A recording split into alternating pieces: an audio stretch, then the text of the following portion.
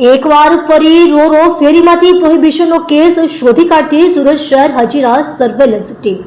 મહેરબાન police commissioner સાહેબ શ્રી સુરત શહેર તથા મહેરબાન સંયુક્ત પોલીસ કમિશનર સેક્ટર 2 સાહેબ શ્રી તથા મહેરબાન નાયબ પોલીસ કમિશનર ઝોન 6 સાહેબ શ્રી તથા મહેરબાન મદદનીશ પોલીસ કમિશનર જે ડિવિઝન સાહેબ શ્રી નાઓએ શહેરમાં કાયદો અને વ્યવસ્થા જળવાઈ રહે તથા રોરો ફેરીમાં થતી પ્રોહિબિશનની પ્રવૃત્તિ સદંતર બંધ કરાવવા માટે સૂચના આપેલ. જે અંતર્ગત police inspector Shri VL Parmar સાહેબ શ્રી નાઓની સૂચના અને માર્ગદર્શન હેઠળ પોલીસ સ્ટેશનના સર્વેલન્સ સ્ટાફના head constable Chetansinh Velubhai બક્કલ number 1069 નાઓએ તેઓના અંગત બાતમીદાર મારફતે બાતમી હકીકત મળેલ કે સુરત તરફથી આવતી એક અશોક લેલન કંપનીની ટ્રક ગાડી જેનો રજિસ્ટર્ડ નંબર GJ03BT 9669 માં કેટલાક ગેરકાયદેસર દારૂનો જથ્થો છે જે રોરો ફેરીના જહાજ મારફતે ભાવનગર તરફ જવાનું છે. જે બાતમીના આધારે રોરો ફેરી હજીરા ખાતે છે.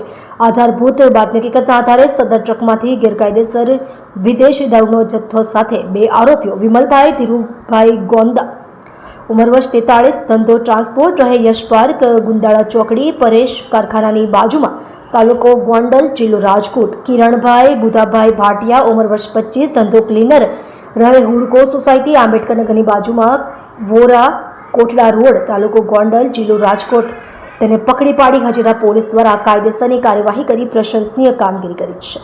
તમે જોઈ રહ્યા છો ઓઝલ ટાઈમ્સ ન્યૂઝ ચેનલ. એડિટર જીવન પાન પાટીલની સાથે.